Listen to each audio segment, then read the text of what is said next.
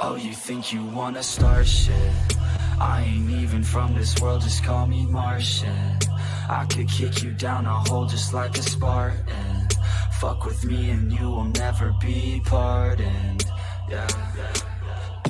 Push myself to my limits, I'm in it to win it. Forget the beginning, it's now that you're living. Don't be forgiven, don't fear what you're missing. A mind like a killer, you need to be driven. 10 steps ahead, you prepared in the head? Think this shit through or just swing it instead? I'm tired of working so hard for this bread. I'm hungry as fucking fucked up in the head. I'm sick of these lazy bums, they all get nothing done. Waiting to have someone take care of everyone. I don't need anyone, this shit ain't any fun. It takes hard work to make yourself a penny, son.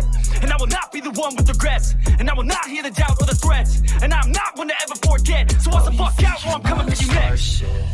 I ain't even from this world, just call me Martian. I could kick you down a hole just like a Spartan. Fuck with me and you will never be pardoned. Yeah. Oh, you think you wanna start shit? I ain't even from this world, just call me Martian. I could kick you down a hole just like a Spartan. Fuck with me and you will never be pardoned. Yeah. It's been like driving me crazy, these people complacent. Too many are lazy but wanna see changes. You can all hate me, you're slaves to these wages. You need to be crazy to head out for greatness. Don't want excuses, I wanna see movement. Just watch like a student and see how they do it. Need some improvement, we all need solutions. So be the one who could just sack up and do it. You ain't never gonna stop me, I'll be found. Climb my way to the top like a rebound. I'ma be the one to pop with a new sound. I'ma be the one to drop MCs down. I'm up in the hills with this shit. Think that I'm lost but I'm bound to this bitch. Think that I'm not what I say that I is. Think that I got what they need when I spit. Start shit. I ain't even from this world, just call me Martian. There is a sixth dimension beyond that which is known to man. A multiverse as vast as eternity, as timeless as the Infinity Gems. It is the middle ground between the big two and the indie publishers, between sci-fi and mysticism, and it lies between the pages of the reader's imagination. At the summit of entertainment, the dimension of comics, where a humble service is held. We call this service the Gospel of Comics. I got you now. Oh, so I just did the intro, and I think the chat heard me. But anyway, welcome back to the Gospel of Comics. I am your host, the Church of Failure, and with me, as always, is my trusty co-host, Ayrton McCartney. Again. Oh, I hear the stream in the background. Please mute that.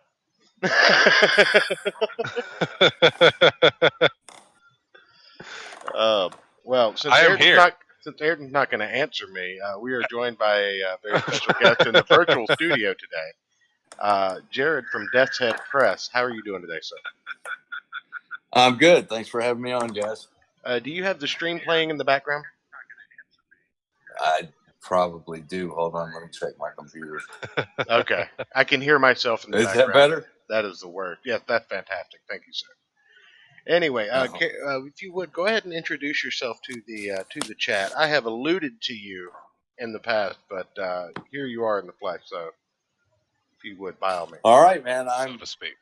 My name's Jarod Barbie. I am the co-owner of Death's Head Press. We are a press that puts out all things dark. We have an emphasis on the gory and the depraved. I thought you meant you were writing about Detroit.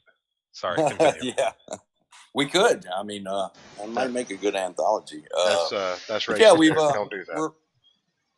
We're relatively a new press. We came on the scene last year, so we're just really getting our legs under us and threatening to do some world domination here this year and next. So I've read two of the books under your banner.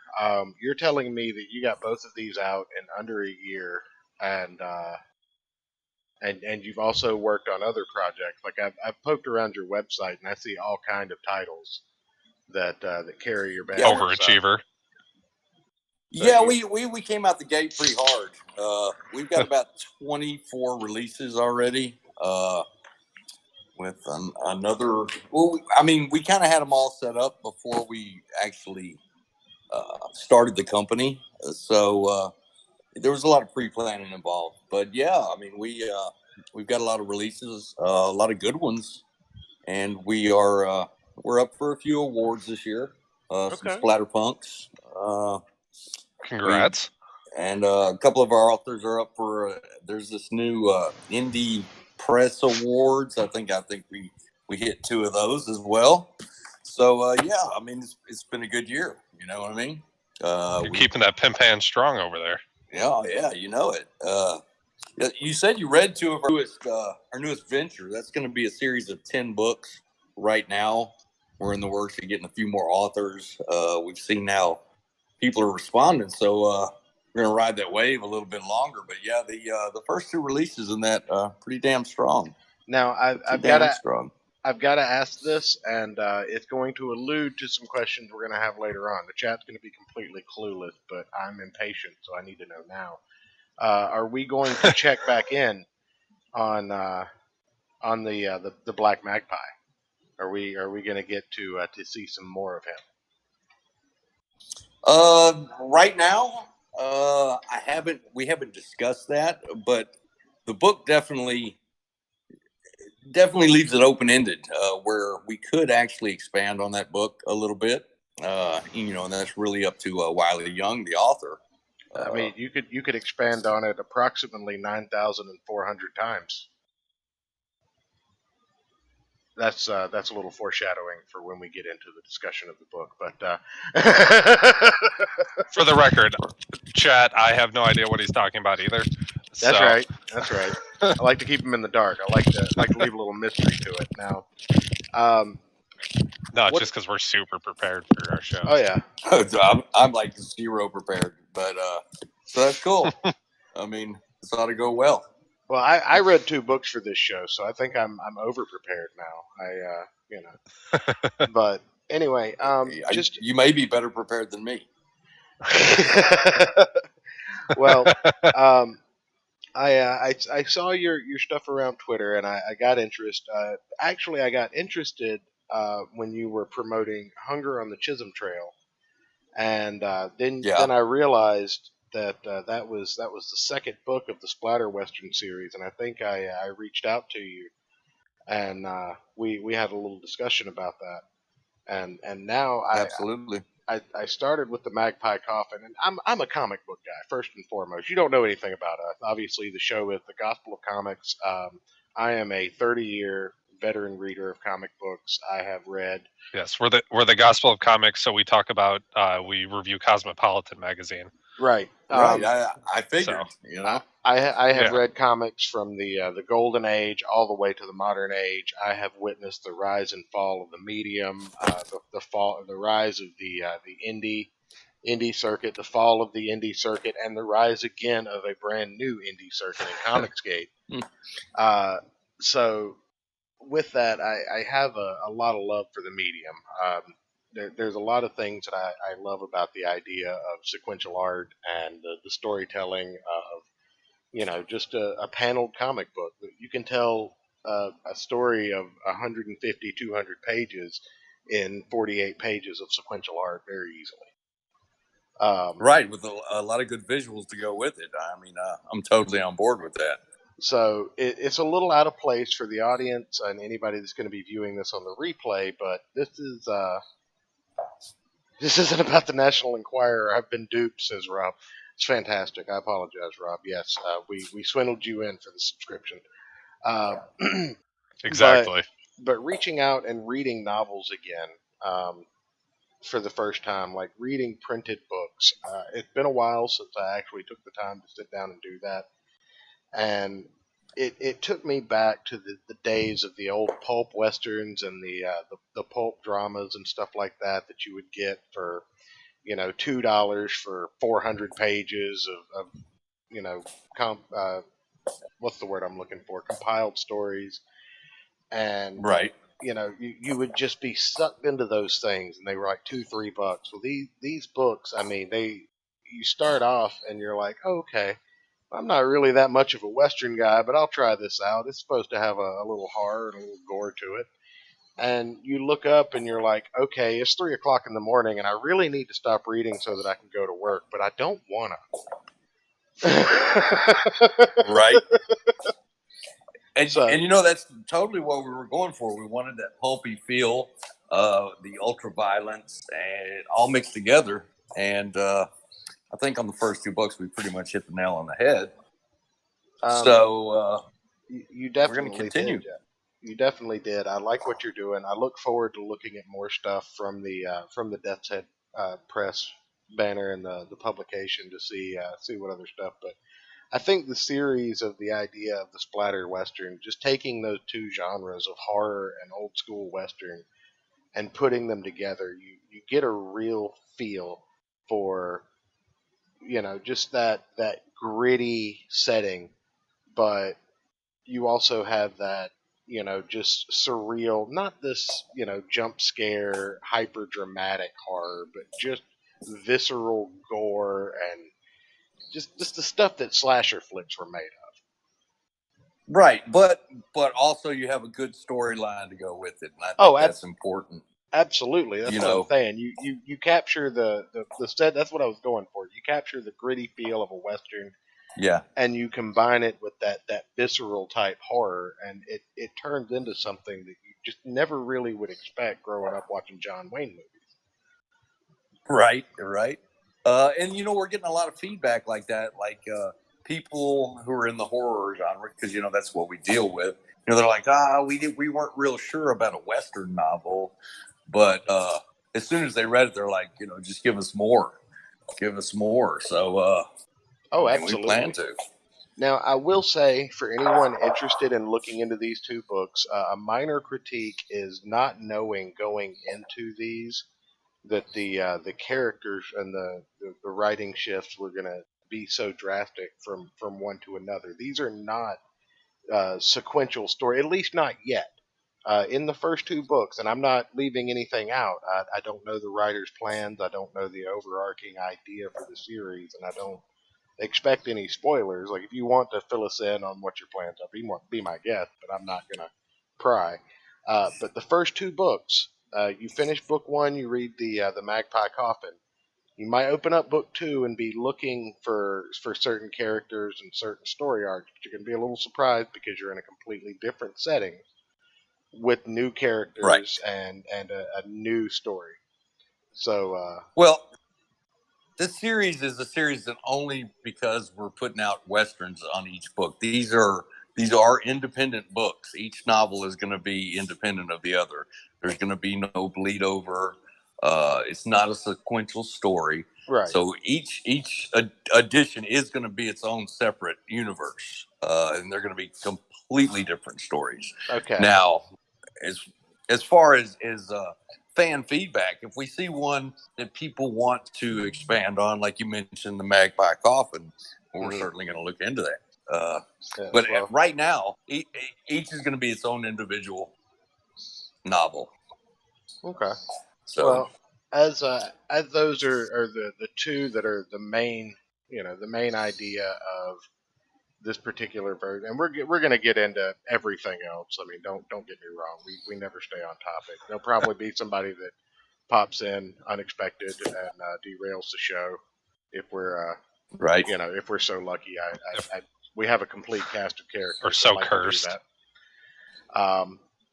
But anyway, let's just. I've got the Amazon pulled up for the Magpie Coffin. There's a little blurb here. I'm just going to read that out and let you go from there and talking about the minutia of this book and going as deep or as shallow as you want with it. The Magpie Coffin by Weil E. Young. The Splatter Western, Book 1. The year is 1975, and outlaw Salem Covington, a.k.a. the Black Magpie, the guy I referred to earlier, has spent the last 20 years collecting stories, possessions, and lives. Nicknamed the Black Magpie for his exploits during the war, the Civil War, that is, Salem has carved a bloody trail across the Western Territories. Informed that his mentor, Comanche shaman Dead Bear, has been murdered, Salem vows vengeance on the perpetrators, enlisting the help of the Army Scout and preserving the body of his mentor in a specially made coffin. He sets out in pursuit, but the choices of Salem's past has earned him the moniker Black Magpie, or that earned him the moniker Black Magpie, are riding hard behind him. The only weapon that can kill him might not be as far away as he thinks. The Magpie Coffin is an unrelenting tale of revenge with precise brutality and extreme violence? Well, let me start by saying this is 1875, not 1975. If it was 1975, he'd be cruising across the plains in a Torino. Look, you started drinking before I Yeah, did church today. does Don't that from judge time me. to time. What's the word for number dyslexia? I'm gonna just say I have that. Right on. That's the back cover description. You got it, man. You mean being Southern? Hey, nothing wrong with being Southern. So, as the publisher, what kind of insight did you have on the creation of this book? Were you involved at all in that, or did you just kind of hear the pitch and were like, yes, write it, we'll publish it? Well, the way it went is I've got a partner. His name is Patrick C. Harrison III. Okay. And this whole splatter Western idea was The third. The third, yes. He's very posh, very posh. But this was his idea. This was his baby. I deal more with the with different styles of books, but this was his baby. So he came up with the idea, and I was like, well, let's roll with this. So we actually put a list of 10 authors that we wanted to see Westerns from. We had no set ideas. We wanted each author to come up with their own ideas and not instill any of our ideas into their heads just to see what they would come up with. So that's really how it came about. We set the guidelines. We wanted violence, we wanted gore, but we wanted authentic Western. We wanted them to do their research. We didn't want somebody coming back saying, well, you used a Winchester or blah, blah, So that was our only guidelines for these guys. And we don't even have all the books in yet. So they're coming in pretty much on a monthly basis. Okay. And we're editing them. The way we run our business is we don't edit out the author's voice. A lot of publishers might dig in a little deep, and we don't like this idea or that idea. Well, we take the book at face value, and we do grammatical, editing and things like that, line editing. But as far as the story, this is all the authors, and they've got to get 100% credit for the ideas. Okay. We do have veto power, of course, saying that's a pretty stupid book, but we haven't come across it yet. We haven't had any troubles like that so far. We picked a good posse to ride with, and they're taking the reins. Bam! See what I did there? There you go. I'm digging the Western puns. Can you do that for the entire show? I think I can. I've set that as a goal of mine. So, okay, good. Excellent. Ayrton will be your number one fan by the end of the show. He is the king of awful puns and dad jokes, and I'm the dad here. So, right on. It's very true. But Mr. Harrison, he's the I may be the face and the voice of our press, but he's the engine. He's the creative editor, so to speak, and I do the rest really. So I get the authors and pay the bills. You the pitch man, the guy that's just like, all right, give me your story, and we'll. Yeah, that's me. Okay, all right.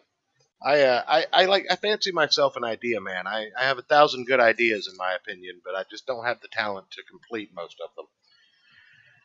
I work on that end as well. I have some really stupid ideas that I try to wrangle some authors into, but they pretty much turn me down most of the time. So and then they write what they want. It turns out better for it. It keeps you humble. It does. Now, just to stick with the Magpie Coffin for the first part here. Out of the two books, and no offense to the Hunger on the Chisholm Trail whatsoever, I'll give that book all of its accolades in just a moment. But this was probably the more gripping of the two books early on. This one pulled you in a lot sooner than the second book did. The Magpie Coffin book one, pulled you in just from, I think by page 5, I didn't want to put it back down. Right. It is an engaging story, and it traps you immediately to where, like you said, you realize you've read 100 pages when you only wanted to scan over the book. Right. So it definitely is, and it's just like anything. You're not supposed to have favorite children. You're not supposed to have favorite dogs. Not supposed to. Yeah, you're not supposed to, but we all do. Uh, the Magpie is one of my favorite books that we've published to date. I got to admit. As So, a father of 3, and for posterity's sake, I'm going to go on record and say I have no favorite children.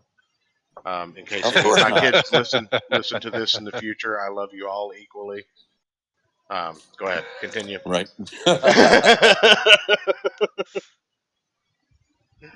15 years down the line, Dad, why did they get a car when they turned 16 and I had to go pull ruts out of the ground to pay for one?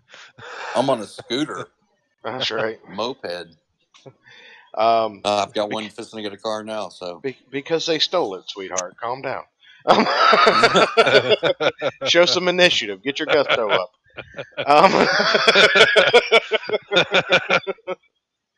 Now, just sticking with the Magpie Coffin, like the back cover says, you follow Salem Covington, and the story basically revolves around him. Anybody that doesn't want spoilers should probably tune out for the next 5 or 10 minutes. Don't leave, just mute or whatever, because that's sweet just view time. Mute and stare at our beautiful background drawn by our quote producer Denny.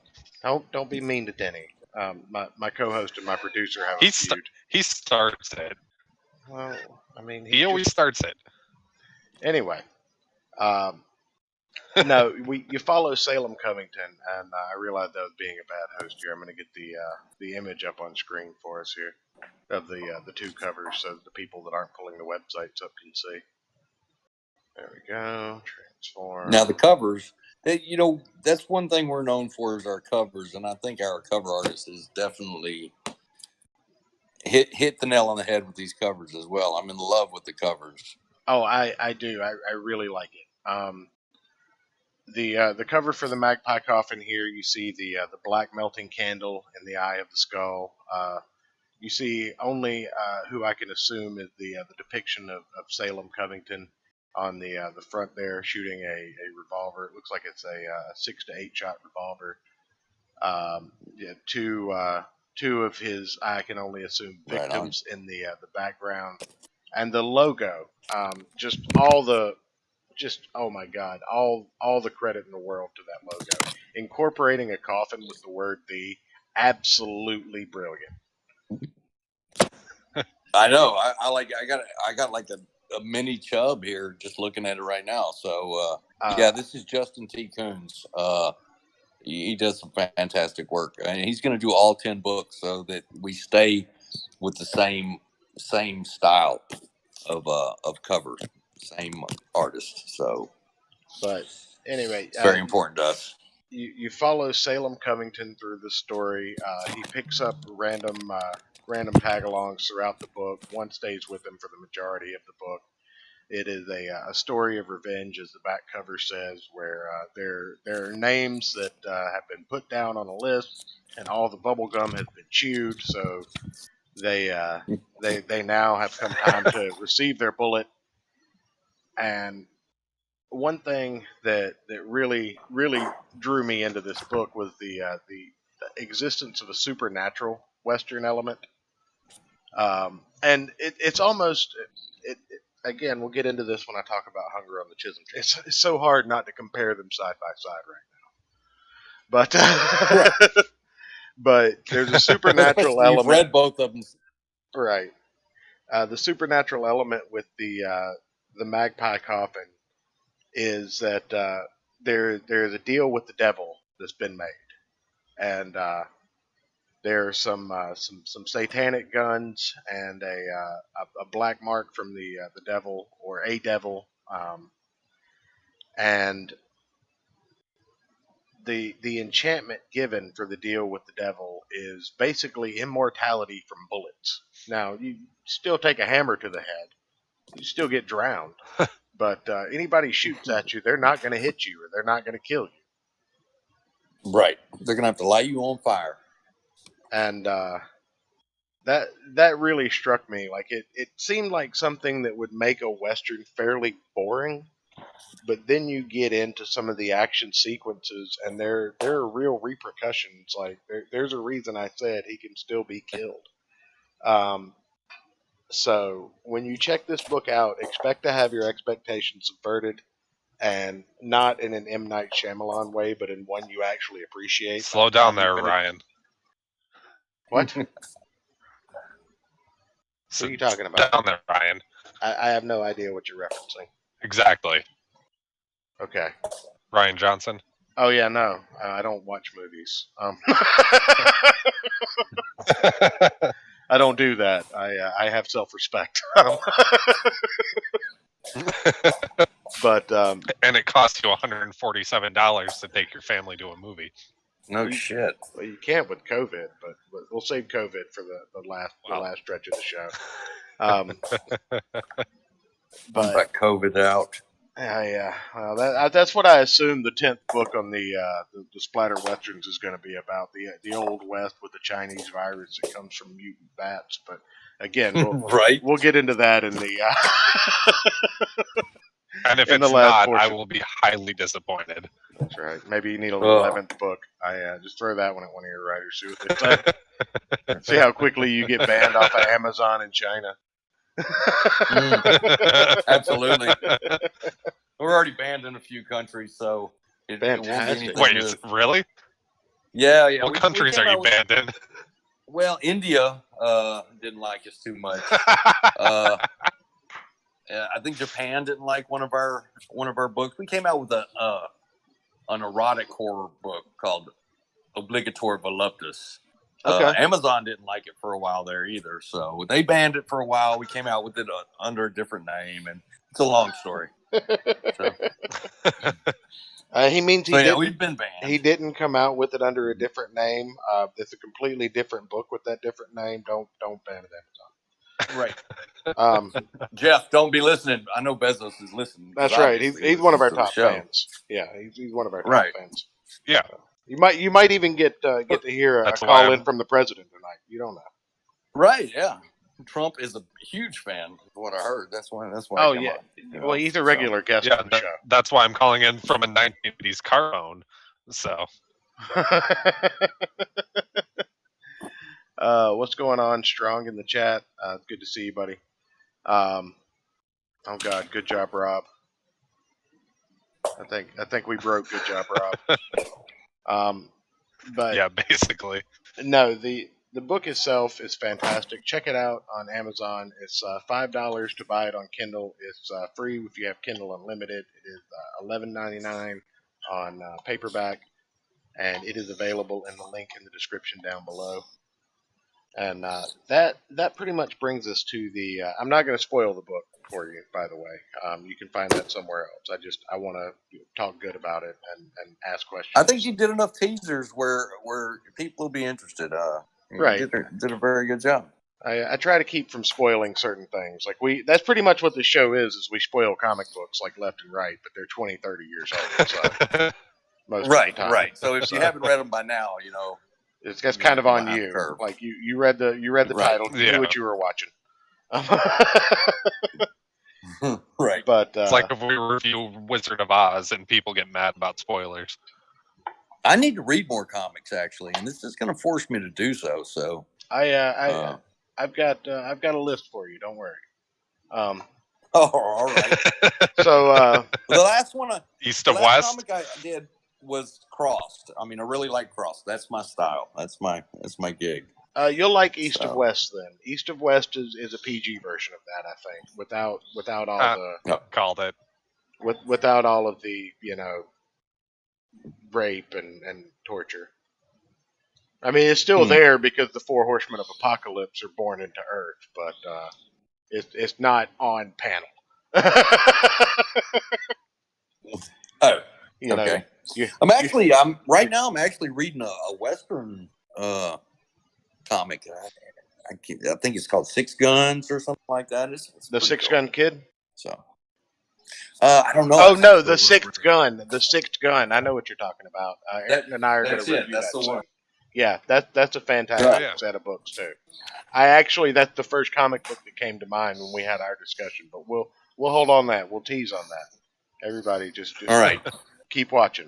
A little strip tease for you folks. No, I'm keeping my clothes on. I don't want people to leave.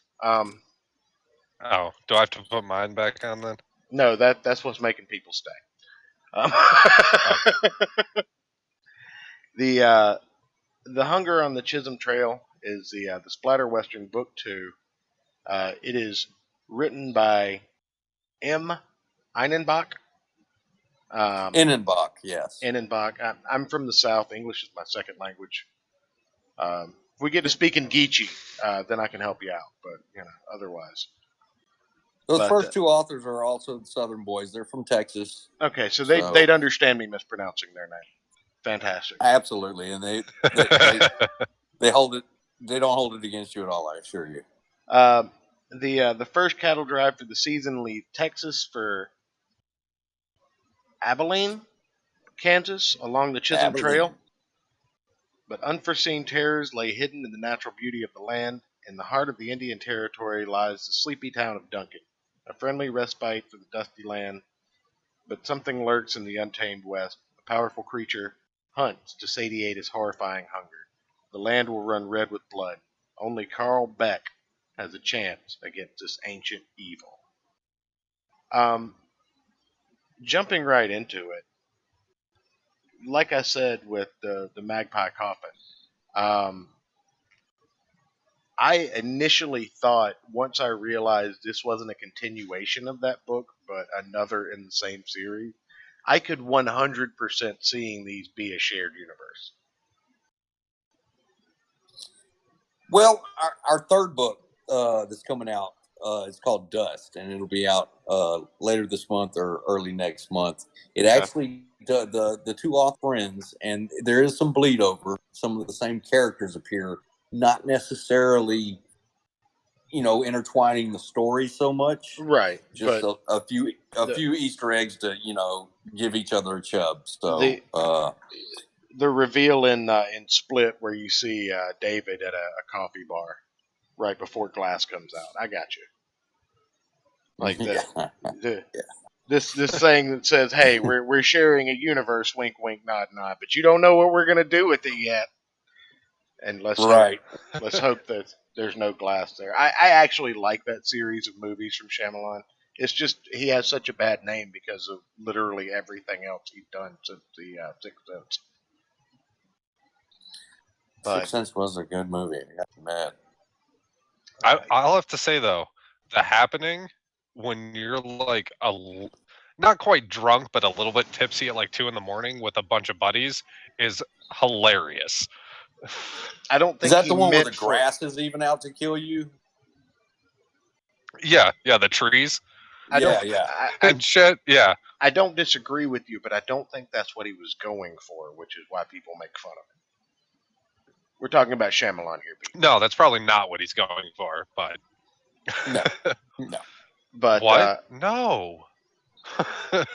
But anyway, I initially thought that these two could at least share a universe because there is another, element of the supernatural in this book. A lot of Native American supernatural ideas are given to this book. Hold on 1 second. Gosh. He broke something, folks. No, I was talking to Mrs. Church. Give me a second. Look, you don't know. Nobody wants wife aggro. Okay, I stand by. I stand by my statement that you broke something. I always broke something, but anyway, with the element of supernatural, with a lot of Native American supernatural ideas and just general, basically what you would call hoodoo, sage burnings and spirit walks and stuff like that. But again, with the Magpie Coffin, you had to deal with the devil and the enchanted guns. And Hunger on the Chisholm Trail, you have monsters and monster hunters. Uh, Completely Right. This different one's a themes. straight up creature. Yeah, yeah. Different So levels of it's a creature feature. supernatural. Right.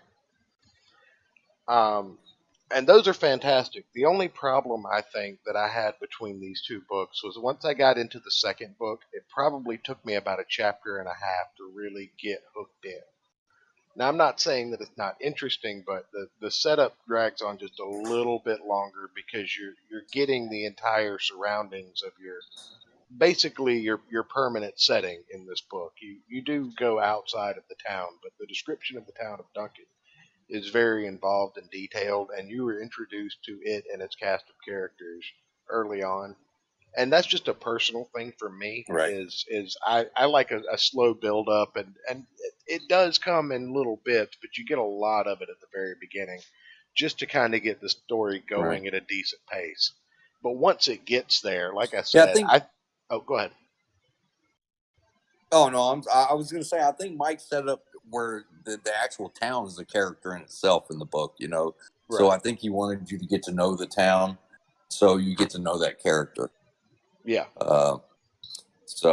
Because we had actually discussed that, and that's pretty much what he was going for. Is the town itself was a character, so he felt that he had to describe it a little more in detail to get everybody sympathetic to the town. Right. And But that's I'm picking up what you're putting down.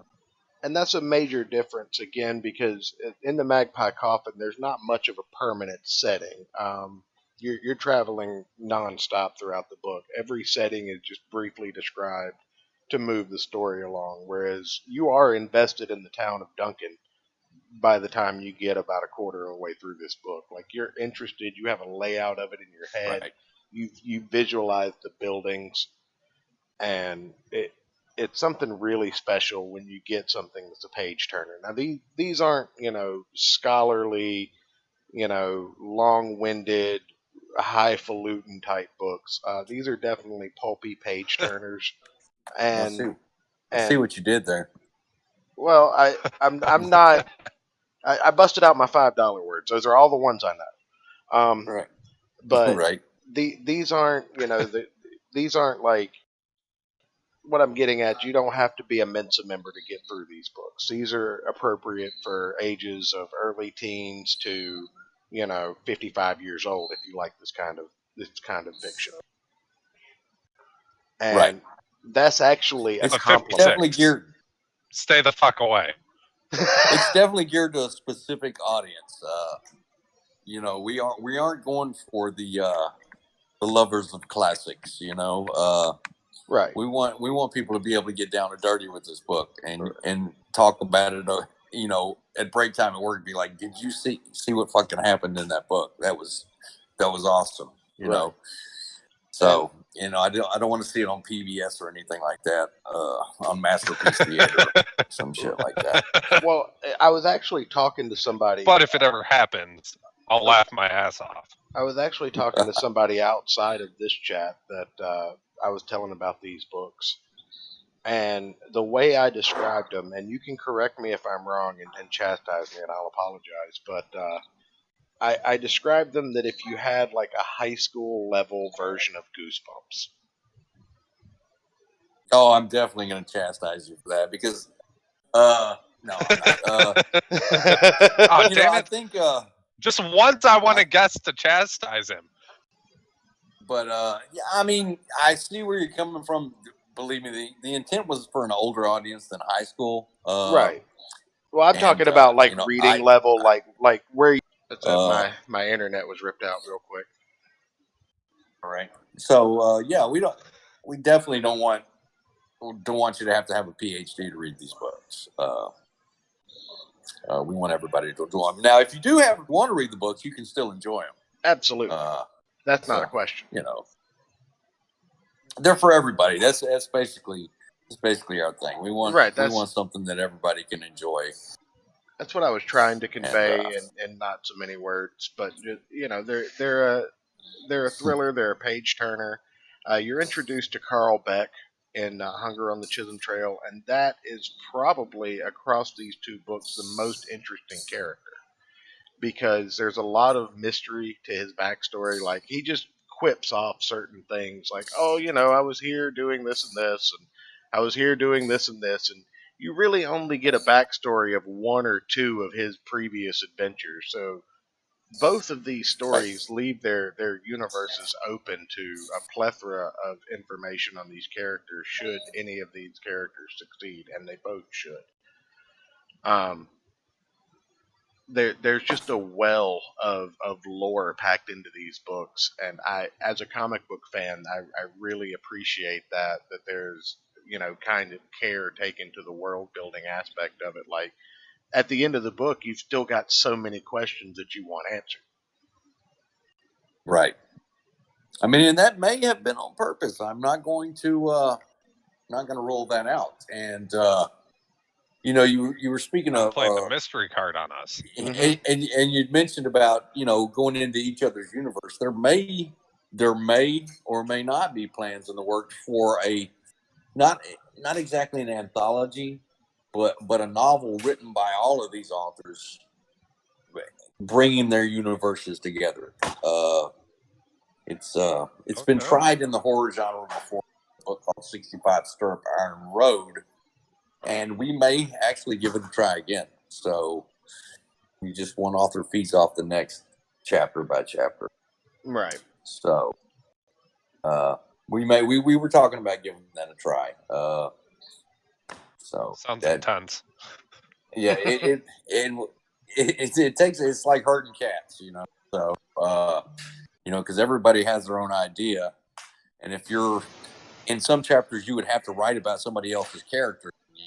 This guy might not like how you wrote about his character, blah blah blah. So it's definitely herding cats. So.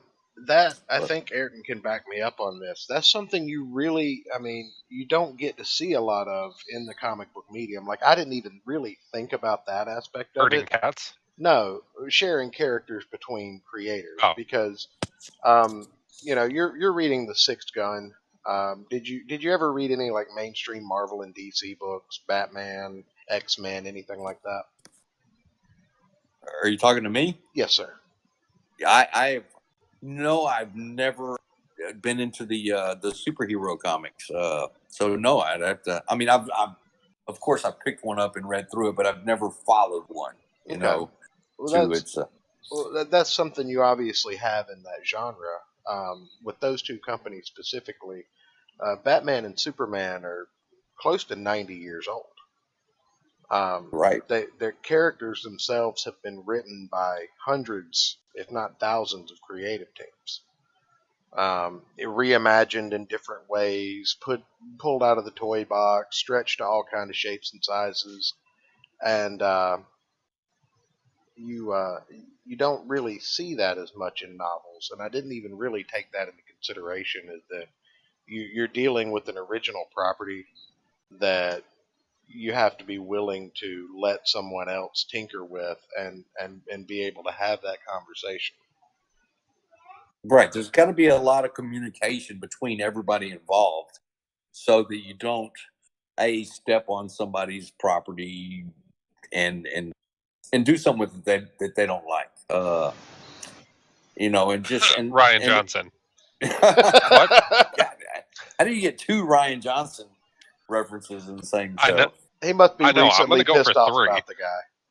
So what pissed you off about Ryan Johnson? Let's get this out of your system. What made you mad about Ryan Johnson? Just go ahead and tell us.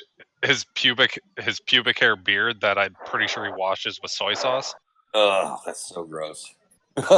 Thank you, Ayrton. I appreciate that. You're welcome. Right. Are you okay now? Do you feel better? I do. Okay. I do. I'm still gonna try and go for a third one though. I'm sure you're gonna work it in. I'm getting in my headset here that we do have a caller on the line. Just real quick, this is a very important person. I need to bring him in. I don't mean to interrupt the show, but it's very important. Mr. President. You're fired. Thank you, Mr. President. we appreciate you coming on and getting rid of Ayrton for us. Dusk in the morning. So anyway, back to the Chisholm Trail. Like you said, it was a creature feature. You have one of the more interesting like solo characters. Don't get me wrong, Salem Covington is neck and neck with him, but I think I wanted to know more about the back history of Carl Beck and more about the future of Salem Covington. So that's Right. kind of the difference between those two stories. Like I got kind of Right. Sherlock Holmes Salem vibe. Covington's. Salem's past. Yeah. You know what led him up to this point in time where the story takes place. But with Carl Beck, like you said, you don't exactly know what led him to this point. Right. So, and what has he done? Time What traveler. other creatures has he killed? The time traveler. What the actual hell? I mean, there he is, and then you get one more reference to him, and then what? No, And you then tell he's me about gone. that right now. In fact, get that author on the line. Get him on the line right now. I need to know. Are you saying shit just to fuck with me, or is there actually a time traveler? I mean, it's implied. It's implied. Okay. That's for future books. Calm down. But yeah, I think that should be sufficient enough to pique your interest. You should go check out Hunger on the Chisholm Trail and the Magpie Coffin in the link in the description down below. Both of them were fantastic reads, and that actually led me to make a passing comment to our esteemed guest here. If you remember this, I had sent I don't you. remember, but No, go ahead. no, the esteemed guest, not my clumsy. Oh, That's me, bro. my That's bad. me. Do I need to get the president back on the line?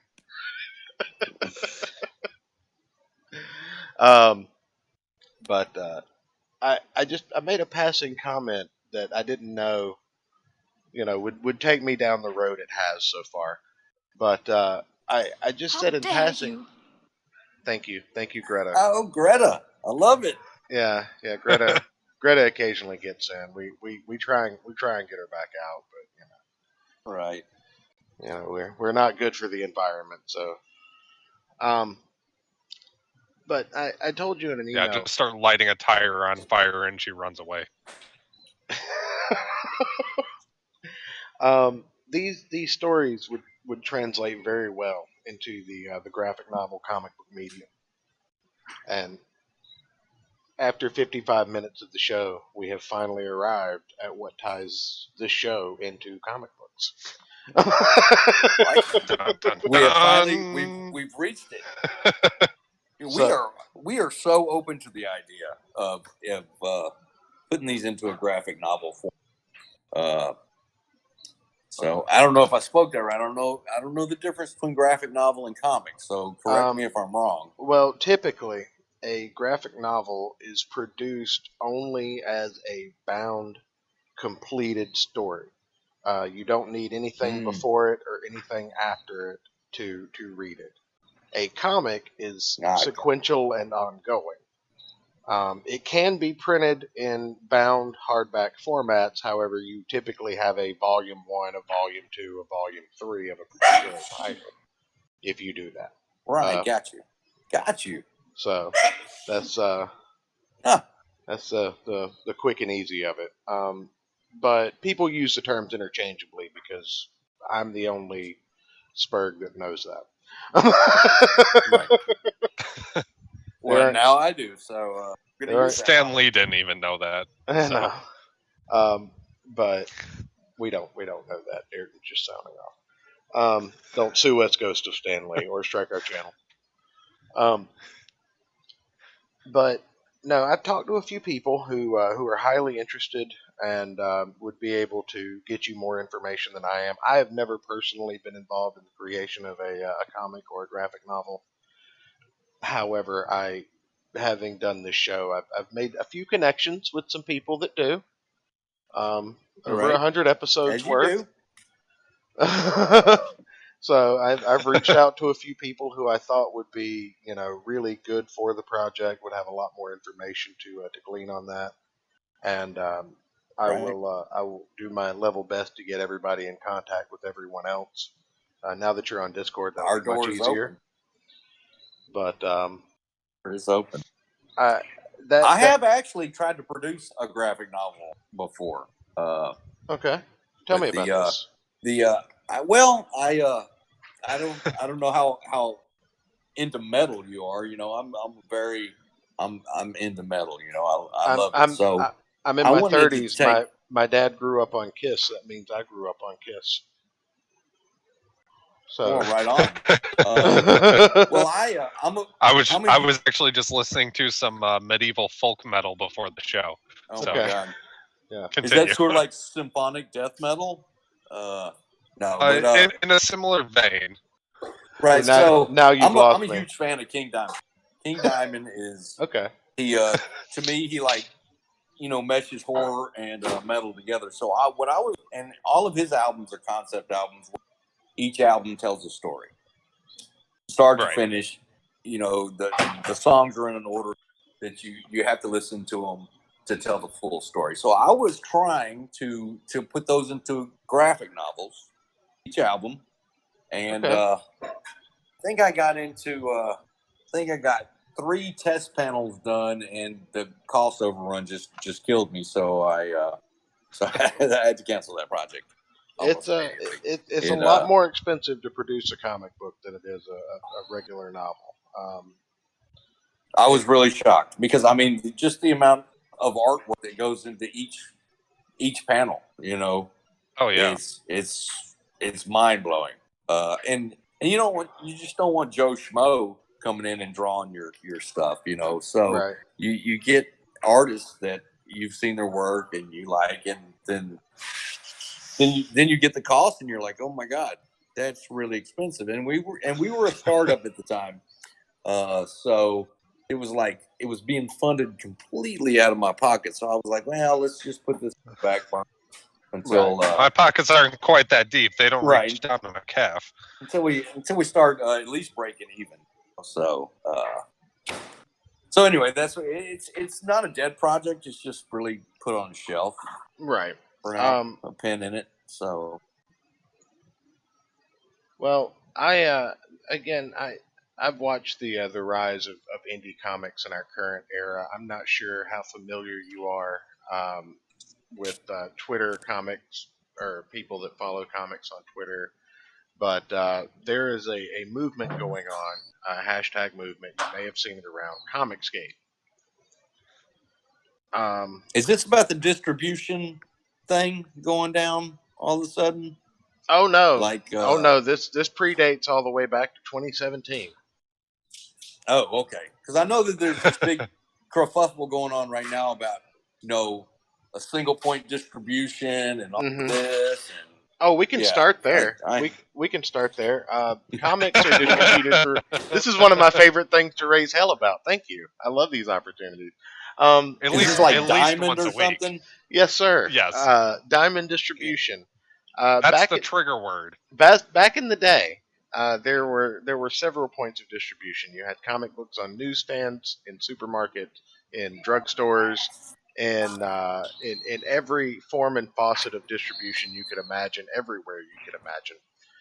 And it all kind of went to the wayside as this one large company kind of snatched up all of the distribution rights for every comic book publication known to man.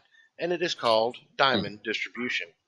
And it is the bane of the comic book industry and led to a quality dip and predatory market practice that has basically been in effect since the 90s. So going on 30 years, the model of distribution for these comic books has been just gradually getting more and more predatory and just outright obnoxious against the fan, until the point where you have 17 covers coming out for one comic book so that you can exploit a collector. Yeah. You have subpar art and storytelling that is being forced down your throat with a virtue signal or a social justice message or a political ideology so ingrained into it that it's just unpalatable. And you have Right. creators running rampant on social media telling the customers and fans who have the gall to critique these things to, don't buy the book. It's not for you. And at that point, these companies are counting sales as sales to or sales through Diamond, which means books going on the shelf. But they'd have no Right. idea how many See, of I those told books you that was a trigger word. make it into the hands of the fans. So that's why that's why Diamond Distribution ruined comic books. Sorry, What's go ahead. blowing me away is how people allowed this to happen. I mean, did everybody have their back turned when they were taking all these distribution rights? Didn't they realize what the outcome was going to be? It was good when money they had for everything. them. It was easy and good money for them. They no longer had to have in-house distribution. They were able to make just as much money as they did with an in-house distribution without spending the money on upkeep. The Diamond was doing it at such a large volume that they could afford to basically make pennies per unit in order to, just control all of it. And those pennies turned into millions and billions of dollars. Well, and there is, I'm sure, at the beginning, convenience for the retailer. So Jarod, I run a tobacco store as my day job. And most of the time, instead of ordering cigars from every single individual cigar company that I have accounts with, Ayrton, I'll just order like 12. You sound like you're talking into a box fan. Sort that out. God damn it. I thought it was kind of cool. Yeah, I know. I love it too, but Is that any better? It just gradually, yeah, you sound good. It just gradually gets worse as he goes on. Okay. So I didn't want him to get to his point and not be able to be heard. Fair enough. But so as I was saying, instead of doing like 12 orders from 12 different companies, I can do one order for 12 boxes of cigars that gets shipped at once, which I'm sure is what they were going for. It's the Amazon model, you know what I mean? It's the Amazon model. Right. One-stop shop.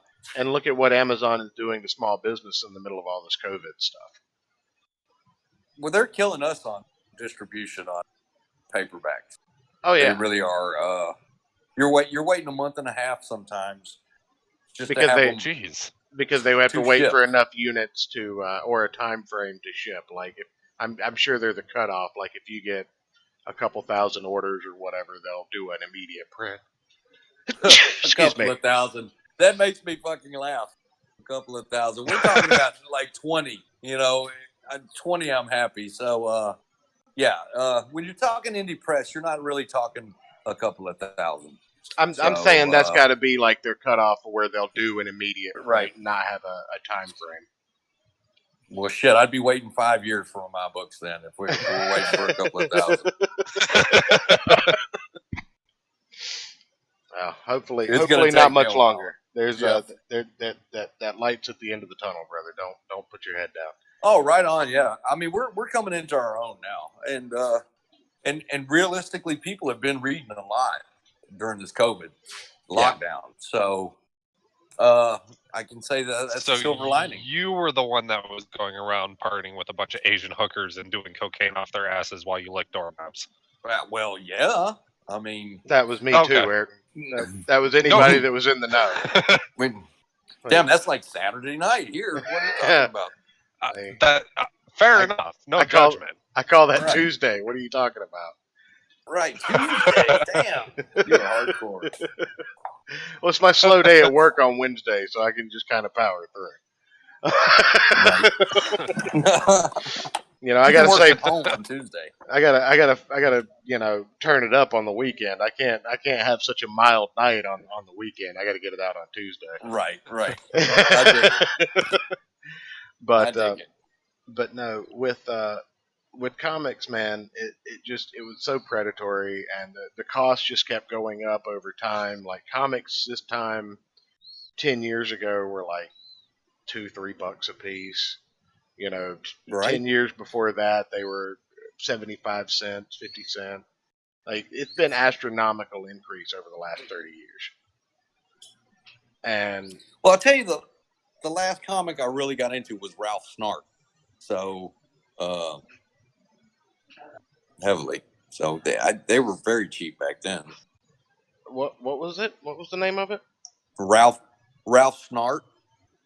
NART? It's like SNART. Yeah.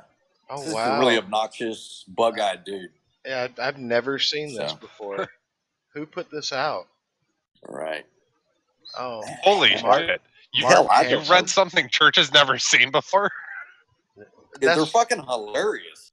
That's not uncommon, man. I'm a superhero snob. Oh yeah, These are more like Mad Magazine type humor. Right. I get that from some of the covers. We will have to do a show on these now. Put it on the list, Ayrton. Oh, they are awesome. I've been trying to get a hold of copies, from eBay and stuff like that, and people are really proud of their comics. I tell you, we've got Yeah, they are. we've got Dillard Draws in the chat. He is a comic book artist that is fantastic. Oh God! He is working on his book, Allegedly, The Buckler.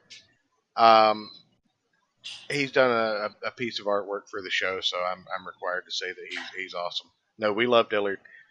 He's asking, this book looks dope. Is the inside just as dope? Ducking the question, I doubt it. Your silence speaks volumes. It's a novel, Dillard. If you had been here in the first hour, you would know that. I can say Dillard. it's doper on the interior. So, it is. It is. You got it. Shit. When you're the story is doper than the cover. Don't get me wrong, but the art is non-existent on the inside, I'm afraid. Well, Dillard's obviously an art guy, so I mean, we take pride in our covers, and it's really nice to see it's because somebody Dillard who can appreciates read. it's nice to see somebody who appreciates. Thanks, Dillard, for appreciating our nice covers. That's right. Thanks for complimenting the covers in a backhand way of demanding to know about the interiors. Right. I'll take it. Any compliment. Backhand, front hand, side hand, I don't care. That's why you agreed to come on the show. Because I like the books. I see. You didn't actually want to be here. I'm just messing with you. But no, there has been a rise in indie comics, mainly predicated by the Comicsgate movement and led by the Comicsgate movement. Now, you don't have to necessarily be a part of Comicsgate to do a crowdfund. There's a lot of support if you are, but if you're not a comics person, we don't expect you to just jump into a movement or something like that to get a book printed. There's no gateway to entry. And if your book is good, people will support it and spread it around. But I was just bringing that up because Comicsgate kind of got huge because of their ability to crowdfund comics at such a high volume and price point. We're $3 to $4 million raised for comic books in 2020 alone. Ethan Van Sciver himself has raised near $2 million for 2 books. I mean, obviously there's more than 2 books that came out of it, but yeah, just crowdfunding 2 titles, he's raised near $2 million. So the point of that is, with this model, you can actually see if the book is going to sell as a comic to comic fans, and fund the book via selling it to fans. Now, the numbers you would have to work out, and I've got some people that you can talk to figure out some general pricing and network with further. Well, when you sent me the message about this would make a nice comic series, that was my actual Kickstarter program. Was actually my first thought on it, because I was like, how the hell am I going to afford that? Mm-hmm. But yeah, definitely we're going to look into the crowdfunding if we do something like that, and throw in all kind of extra goodies, and maybe throw in the actual novel that you can do that as a secondary perk. You have the comic and the novel as a perk. Signed editions, this and that. So yeah, I mean that the crowdfunding thing we haven't went down that road yet, because we really hadn't we wanted to do it on our own. Right. But the more I'm hearing about like the Patreon, I mean, I have a Patreon account, but we've never really used it. So, typically, but yeah, typically the model you see for Patreon is usually like a content creation system. Like you would have to have some kind of either recurring value for people getting it, or exclusive content, something like that. right. But crowdfunding is what I'm getting at, is what a lot of people refer to like Indiegogo or Kickstarter, not GoFundMe. Mm-hmm. Exactly. But one of these project websites. You could start an OnlyFans too. That's he's not wrong. He's not wrong. People pay good money for feet pics these days. Dude, don't dox my plan. I was gonna like shave my feet and like get my toes done and like only do pictures of my feet for like 6 months and not show my face and just rake in tons of cash, and then after 6 months show my face and just watch people melt down.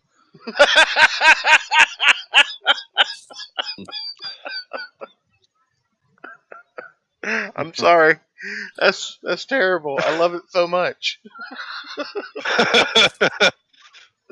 Anyway, back to some form of normalcy. I apologize, Jarod. No, that's all right, man. I dig this kind of shit. Anyway,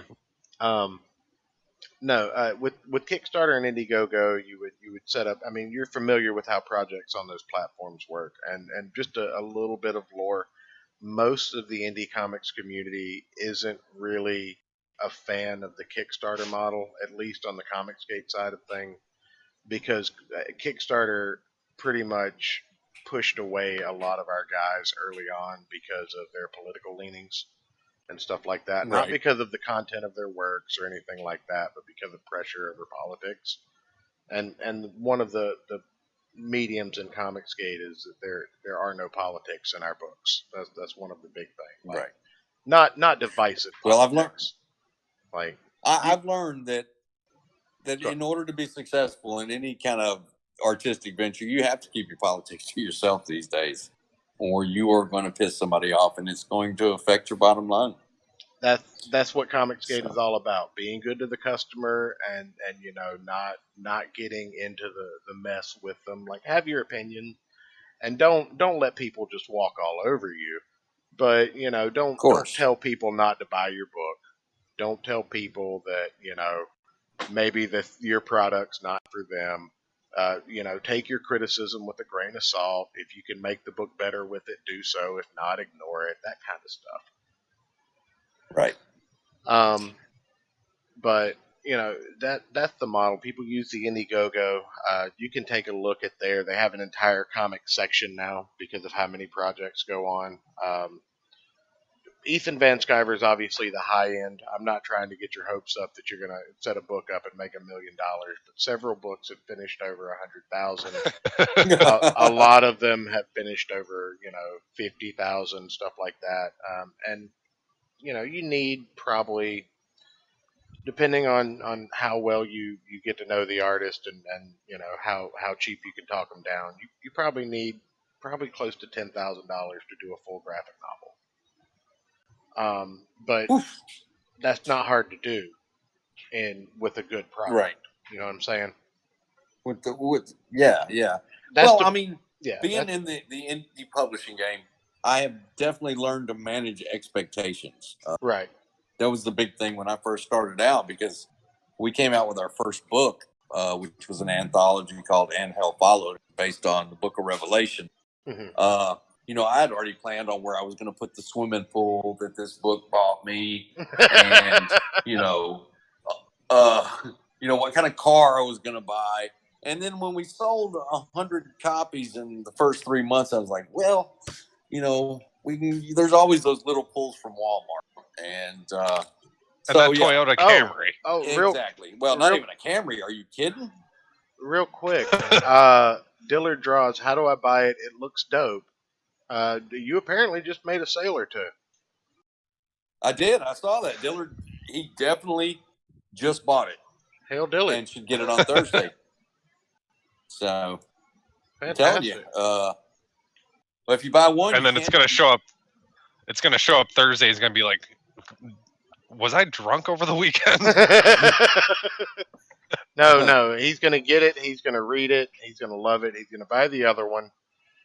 He's gonna follow buy the the whole series. He fucking better. That's right. That's right.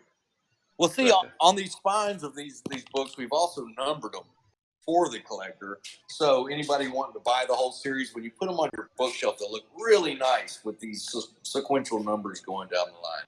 That's right. And like I said, the cover art on all of them are going to be unique, hand-drawn art.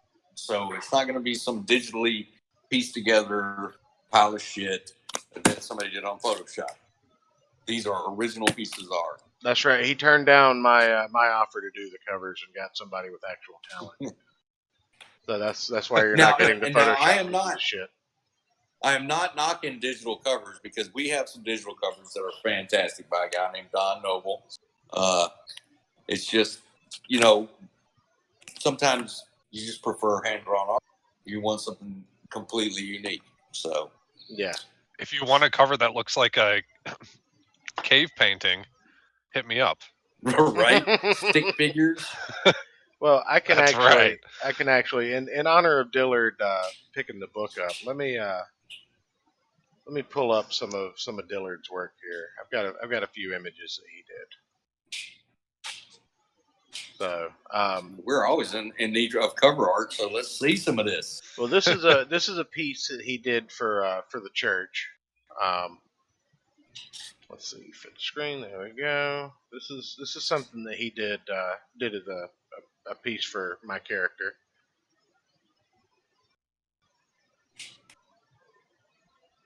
I really appreciate it. It's terrifying. And it's the sketch, literally. It's not a piece of commissioned work. He did this on the fly. Whoa, that is nice. And notice the lack of the inclusion of me anywhere. That is fucking dope. Yeah. Yeah. I or really tight, as we used to say in my day. That's tight. So, yeah. I mean, I'm pushing 50. I'll be 49 this year. Hey, don't feel bad, man. You're just getting into your prime. We're men. We live forever. We can do everything forever. Right. But but the first colonoscopy, we cried like little bitches. So. Oh yeah. Well, at least now they have drones to do that. Drones. Well, social distancing. I'm waiting on they social distancing. Nanites. They bring the drone in with the camera on it, and they just try and guide it in. Missed. But yeah, that was some pretty dope artwork. I do like that. I think I can convince Dillard to talk to you if you want some cover art in that vein. Like I said, that was a quick sketch of his. That wasn't something he was paid to put time and effort into. I think I have some more outside of cover art. We do interior artwork too, and stuff like that. Just the sketched art, right, is what we like to put on our interior because the lack of color makes, I'm going to say, cheaper to print. But it also, it pops. I think the black. I like pencil work. This sometimes color ruins the art. This is something from his book. I can increase it a little bit so you can get a better image of it on the screen there. But yeah, that's some of his work for the interiors of his book. He's doing the inking in that particular phase. But that's what happens when he puts his mind to something. That's nice. I like that. Yeah, that's the buckler. So I've got some more stuff. I'll have to dig it out and send you. But yeah, Dillard's a fantastic artist. I've come to know a few great artists doing this show, and I'm very humbled by it. They put any effort and talent that I could muster to shame. Right. And I've met an okay guitarist to co-host with me. He keeps me mildly irritated. The world's okayest guitarist. That's right. Can you believe that within the first 10 shows that we did, we were talking after one of the shows, and he said that girls would come up to him and ask him what kind of music he plays, and when he told them that he played like blues or whatever, they wouldn't be as interested. And I had to explain to him, I had to tell this man, this grown man, that he was giving them the wrong answer this whole time. His answer should have been whatever kind of music you like. Right. And then, Okay. What do you like? yeah. I mean, you can. In my defense, at that point, I had just gotten out of like a 7-year marriage, like 12-year relationship overall, so not as much experience. But that's even more reason to lie. Exactly. You know?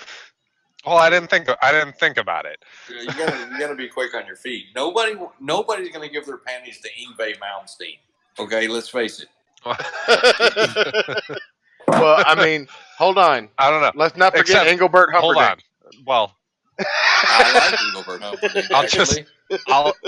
I'll just say, and Church can vouch for me because I put a picture of this in the Discord after it happened. One night when I was out at the bar playing my blues music, some random ass foreign chick sat there and sketched a picture of me up on stage, just on a piece of notebook paper. So sometimes that was a sign it works. from God that you should have went down there and so, took her home. Anyway, but yes, or to a sleazy you don't know motel. I didn't.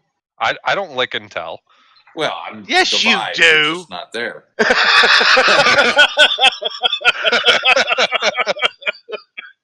You fucking liar. Anyway. Oh no, we're not going to tell him about the hentai DVR. Dillard will never. Yeah, we're never going to talk about that. We're not going to dox that account. Don't worry, buddy.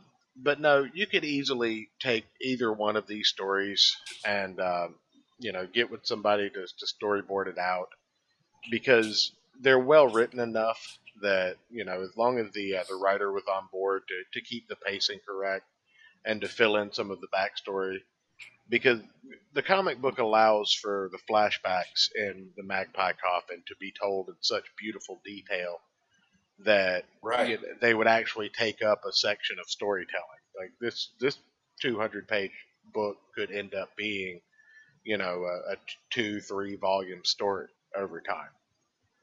Or you could probably condense it down into 60 pages, and that's what a good storyboard artist does. They're, storyboard. Right. I've got a couple of people who have managed projects, especially Westerns, on Indiegogo already, who are really interested in these stories already, and I want to put you in touch with them. I'm my door is always open for some other people, and I figure if you get in there and get your feet wet and start networking around the community, we can get you in touch with some people that are looking for work as far as artists and writers and whatnot, and get you some recommendations and such. So sweet, send them my way. I think it would be interesting to see, because it would not only be good for the comic side of things, but it would take more people to the novel side of things as well. And a splatter western, that could literally, like, here was my initial thought when I saw this.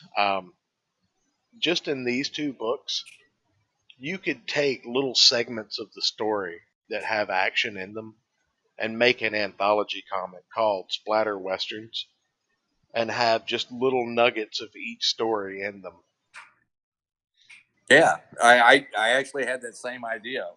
I was thinking of it, just come out with several editions of that, until you it's almost like serializing each book in comic. Right. Well, I mean, if you're doing a 22-page book and you have a goal of $5,000 and you're going to get it printed on newsprint, if it does outstandingly well, there's nothing stopping you from going back and upping the game of it and saying, all right, well, we're going to offer a collector's version of this with a nice, hard cover, and just see where your audience is at. See where your audience is at. Or when you have, 5-10 issues of this under your belt and you're releasing a new comic every 2 to 3 months, which is a huge accomplishment. Nobody's quite done that on Indiegogo. But as a publisher, you're the kind of guy that, talks about moving stuff along and doing all kind of projects. If you got to that point, or you were able to establish that model, it could be interesting. So, right. I'm definitely interested. And like you said, it's all about hooking up with the right people.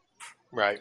Now, what about a really cheap? What about like a really low production, very cheap B horror movie style off of one of these books? That's not really our style. We like the monsters are rubber suits and or rendered in Windows 98. I'm not in love with that idea. But if you can show that it makes money, bring it back to the table. Right. Okay. If that's the goal, yeah, then I would be down for it. But yeah, we like to put out quality stuff. Definitely right off the bat. See, and they're my inexperience in the comic realm. I wouldn't know what's good. So I definitely need to do my research into it and hook up with the right people. And hey, I'm as long as Ryan Johnson doesn't direct it. Bam, there it was 3. The third time. Boom. You got it. I hate you so much right now. You lassoed that right in there. But yeah. Yee fucking ha.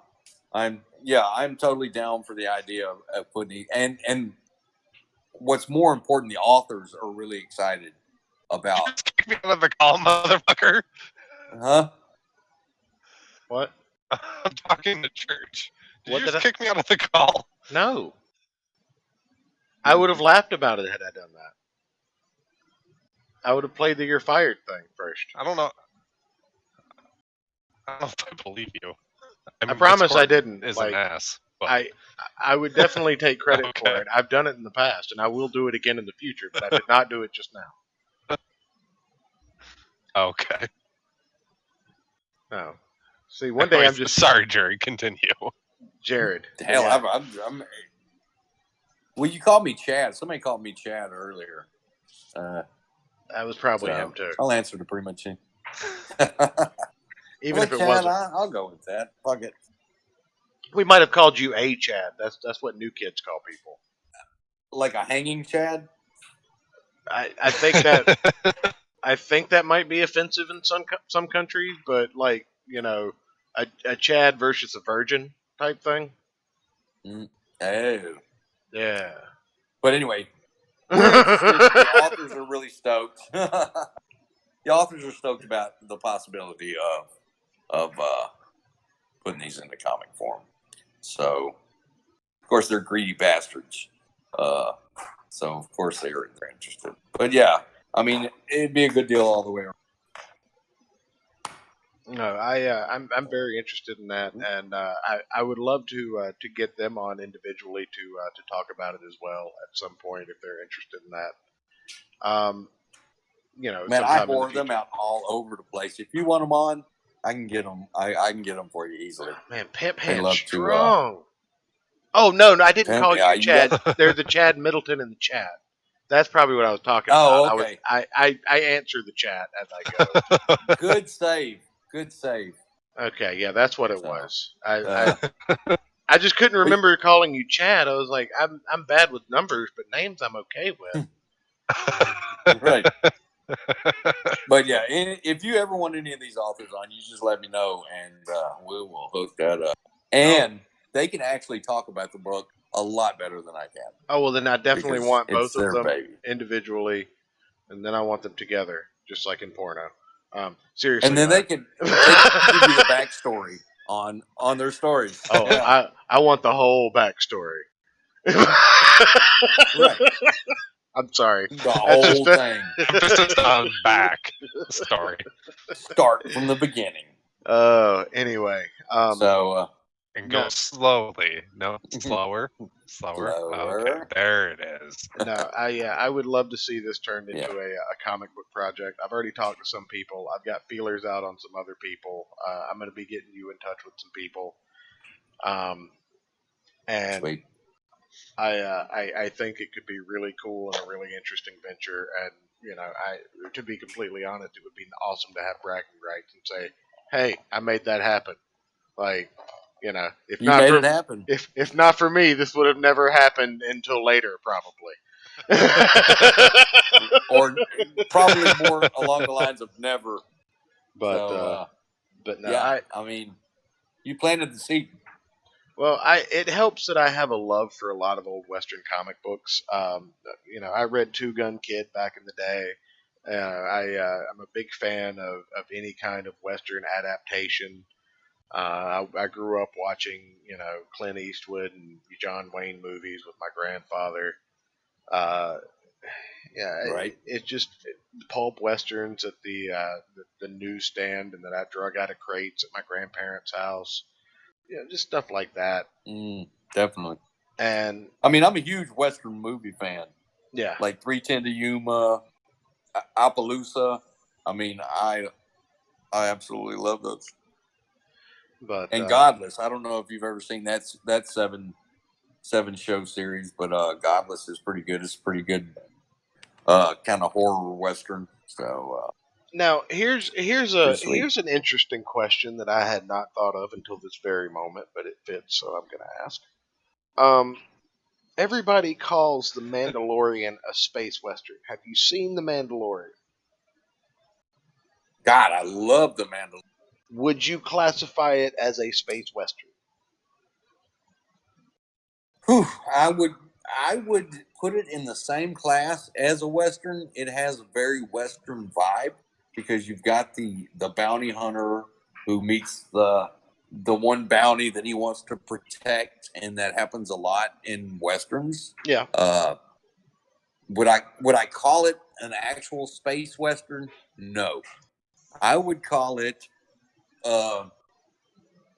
just a Western trope almost, but not a Western itself.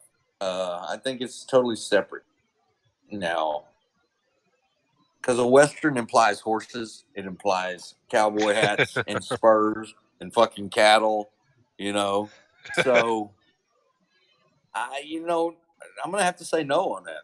I vote no. All right. Now, controversial opinion. I like it. What about Firefly? Because I'll admit I'm a brown coat. I'm a huge fan of that show. Really. I do. I can't. I will try to watch a couple of episodes, and I just couldn't get into it. It's too British for me. You want to be my new co-host, Jarod? I'll fire Ayrton British? right now. Wait, I will get rid of Ayrton right now if you'll be my new co-host. It was too Britishy. Yeah, it's like I'm intrigued. How is it too British? It's just okay. To be honest, how I got it too Britishy for me is I worked in Africa and I worked around a lot of Brits, and they absolutely fucking loved that show. So they wrote me into it one day in the TV lounge, and I started trying to watch it, and I was like, you guys are full of shit. I mean, this is crap.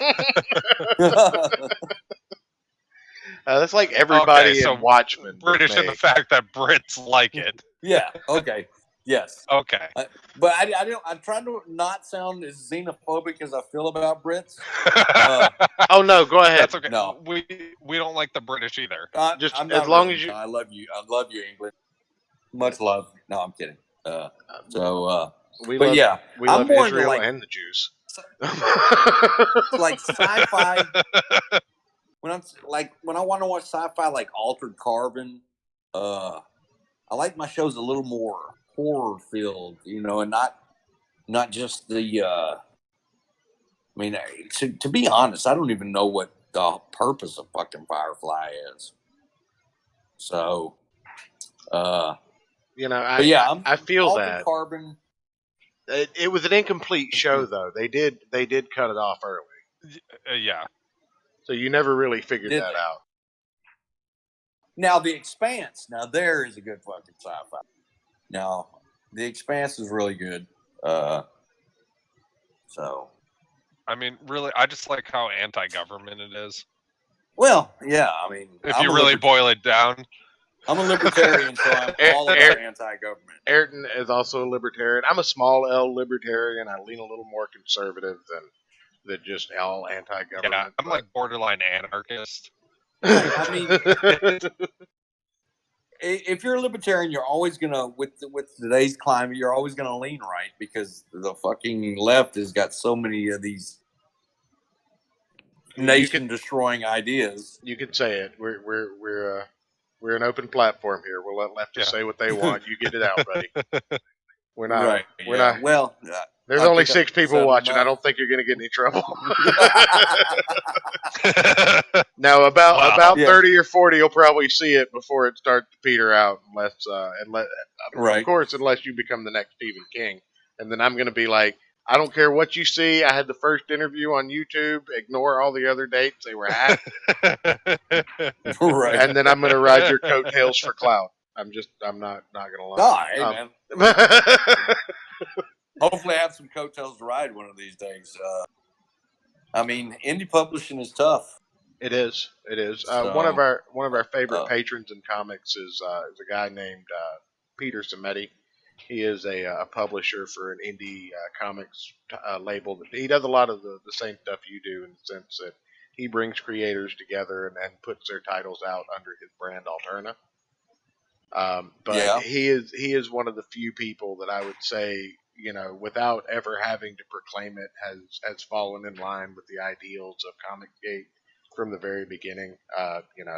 Appreciate the fans, put out a quality product, and don't soil your product with divisive politics. And he's keep your opinion out of it. Right, and he put his books out on his own through his own distribution model. He brought back returnability. He frequently sells out of titles, and that's shipping to shops that order as many as they need or directly to customers. He brought direct shipping back to customers, so you don't have to go through a comic shop because they're closing left and right. It's pretty, especially after this. Yeah. It's hard. Well, most comic shops have switched to selling baseball cards, vinyl figures, and Pokemon cards. That's how they make their money. Yeah. And snack food and drinks. Bobbleheads. Yeah. Snack food and drinks. You used to go into a baseball card store and you'd get, chastised for bringing something that could spill in there. Now they're selling it to you. Right. Now here in Houston, that's where I'm from, is Houston, Texas. Okay. God's country, as I like to call it. I've wanted to move to Tyler, Texas for a long time now. Tyler is awesome too. I like San Antonio a little bit better than Houston, but that's okay. We can still be friends. Hush your mouth. I told you. Houston's too humid.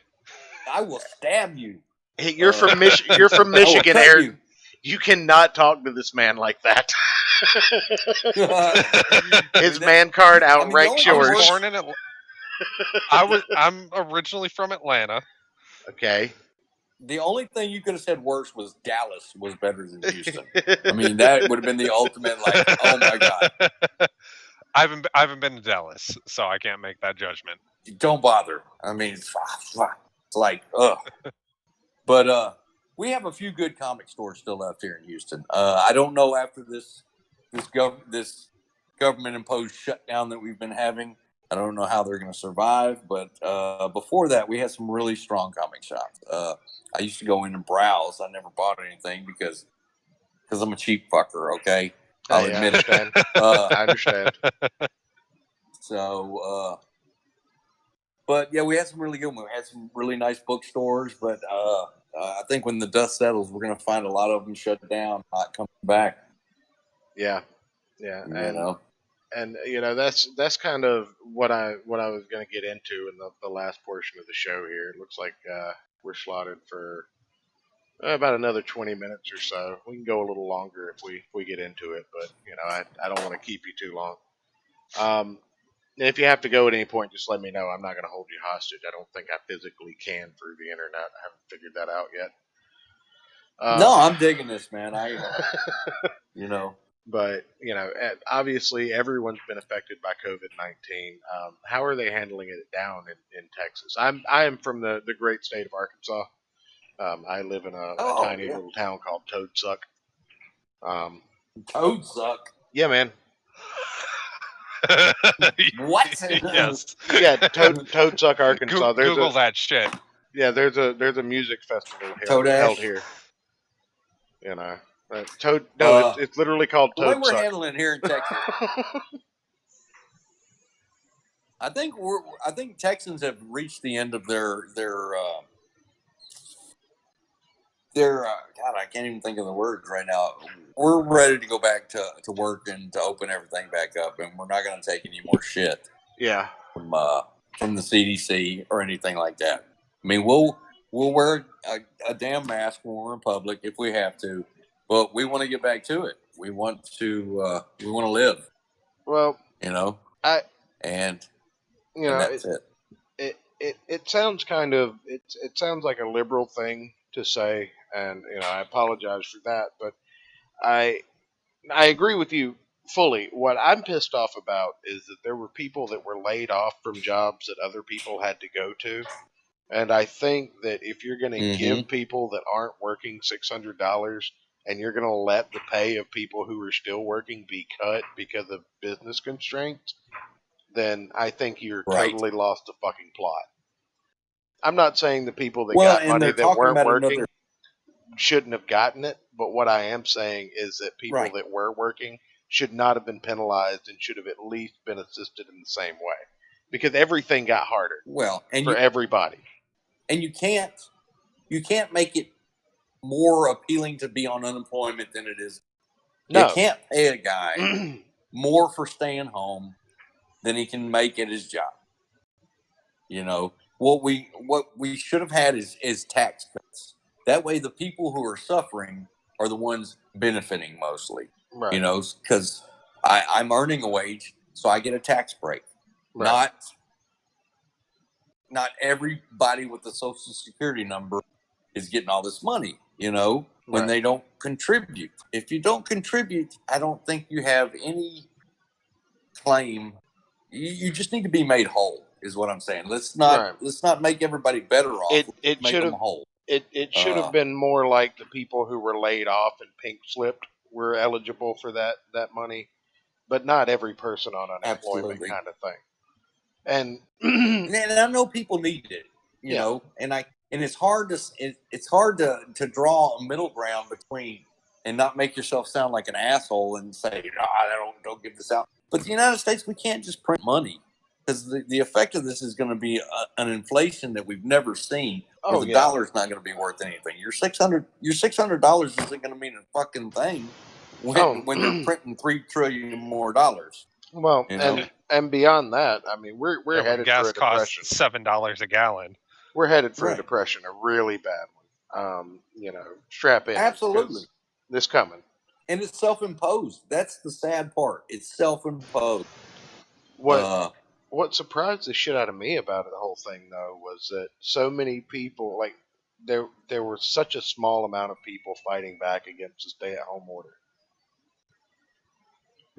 Shutting down businesses, shutting down people's homes, or not homes, but, jobs, putting restrictions on where you can and can't go, shutting down public places, arresting people for being out in public while you're letting people out of jail that have committed heinous crimes.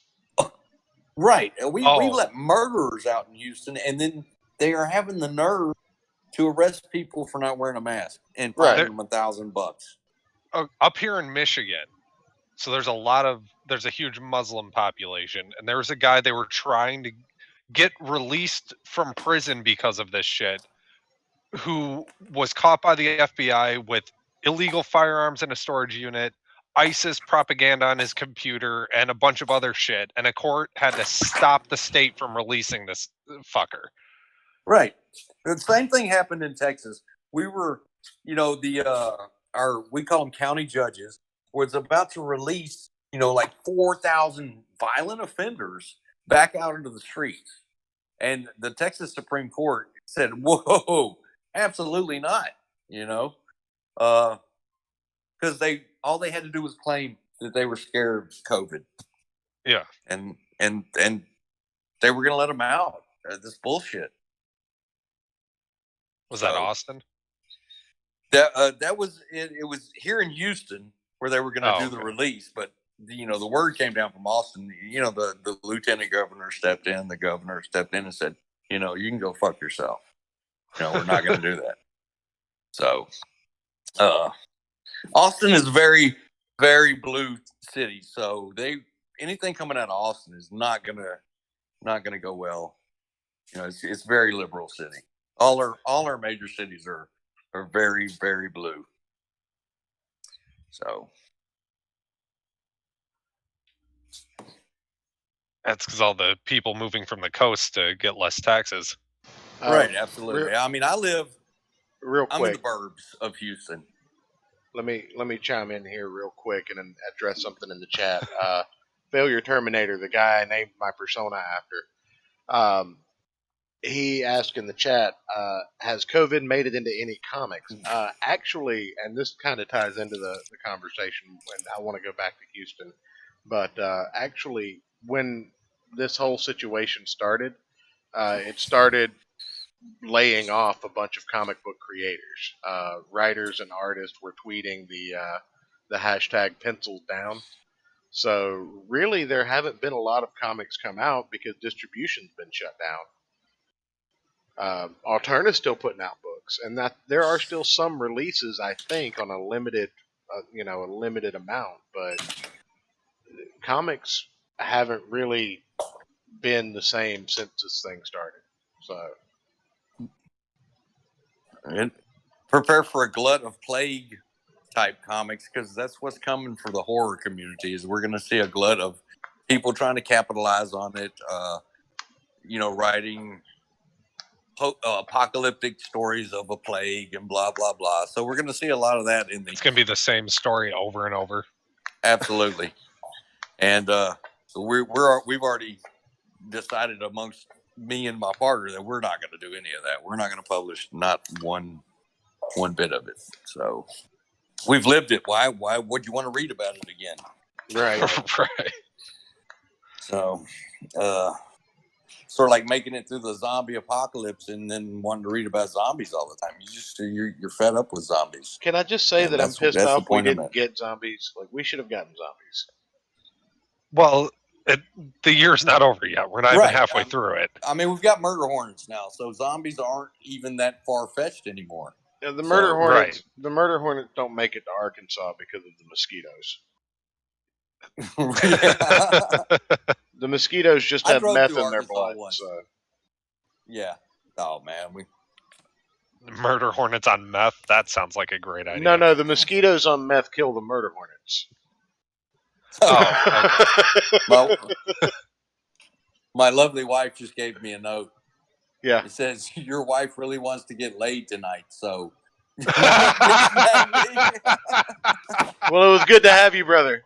Thank you for stopping in. We'll talk to you next time. No, I'm drinking coffee. I'm good. Oh, okay. I'm good to go. Just tear off those breakaway pants and right. Get to go.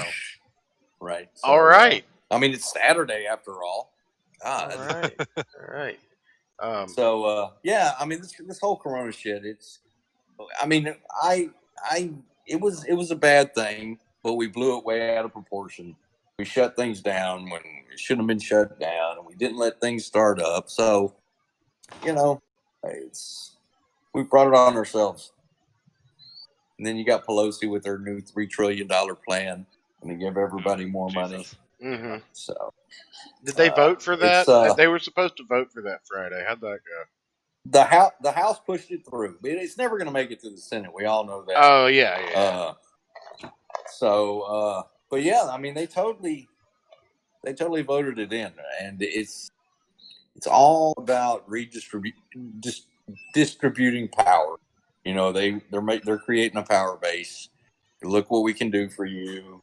Vote for us, and it's at the detriment of every man, woman, and child of this country, and they're just not seeing it. So, Right. I mean, what here? And what I'm on a rant now, but what Hey, really have at it, blows buddy. me away is the artistic community is very liberal, and they want to see a rise in socialism. But what are they going to do when Nobody they can can't afford their produce art. that book, or they can't produce the art that they want because that's not government approved art? Right. There can't be a national bestseller because you only have this, and this. You know what I mean? And nobody's going to rise to the top. One thing I've noticed, So I fall into the illustrious category of being Gen Y. I'm right before the millennials, and I've noticed that it seems like we were the last generation to remember that Hitler's Nazi Germany was a socialist country. Yeah, you mean the National Socialists? Yeah, right. like they don't realize that the same party and the same crazies that call everyone to the right of Marx, a Nazi, that they're the thing they're pushing for is Nazi policy and government controlled opinions. They don't understand that their blue hair will not be approved uniforms. Absolutely. Absolutely. That black flag shirt you're wearing? Forget about it, Yeah. So yeah, I mean it's a slippery slope, and we're heading down to it, and they're trying to force it on us with this COVID thing. They're really pushing an agenda. And I got to say, I'm liberal minded when it comes to social issues. I'm very conservative when it comes to fiscal issues and things of that nature. When it comes to, I'm a serial capitalist. I believe in capitalism 100%. Whatever the market will bear, gimme, gimme, gimme. But I don't want to take anything away from anyone else to get that. But I think that we have a good system. I think why change it? Just because you have a few have-nots that are crying about it. Well, I fall into a little bit of a deeper thought process when it comes to the capitalism thing. I am very pro-capitalist, but I think the exceptions and a lot of the things that corporations are allowed to do and the monopolies and the fact that it hurts the idea of any kind of competition really. I agree. Yes, I think agree. that the It larger has to be corporations regulated. like Amazon and that makes libertarians look at you and go, well, you're crazy. You want more government control. I mean, yeah, when it's the people that control me, I kind of need, daddy government to step in and say, stop picking on my kid. Well, you have to. I mean, unchecked libertarianism would be just as dangerous to this country as unchecked anything. Right. You have to have some checks and balances. You can't. If we we went totally without government, we'd be polluting the shit out of the environment. Because people can't police themselves. Again, you see that the Dick Masterson mentioned this on his podcast weeks and weeks ago. The Dick Show, you can check it out on any podcast. I'm not paid for this endorsement, but it's entertaining. Hello? Hey, Denny, I told you Denny would show up. Denny, Jarod, I'm going to make my point with you, Denny. But Go for it. I've seen on the Dick Show where, from Generation X onward, there was just such a massive drop in the amount of wealth able to be accumulated by each following generation. You had your boomers that control like 35% of the wealth. And then Gen X as a generation, they might control 20% of the wealth. And then, the millennials won't be able to control but like 7.5% of the wealth kind of thing. Like the amount of money, the ability to accumulate financial stability has steadily dropped off with the rise of exceptions for corporations and tax breaks and things of that nature. And I can monopolies definitely see that. Yeah. have been allowed to run rampant and just destroy the Oh. American dream over time. But anyway, Denny, Oh, what's up, buddy? I'm sorry. Is this the gospel of communism? Don't make me fuck you up. I was just PRU, am I right? Proletariats rise up. Can I get some PRUs in the chat? What's up, Denny? This is nothing. weird, him going after you instead of me. Jesus. Well, Go- because we all know you're useless, Aaron. There's no sport in it anymore. Oh! Wow. Denny, That stung. I would tell you I would stab you in the liver, but I'm pretty sure you don't have one anymore.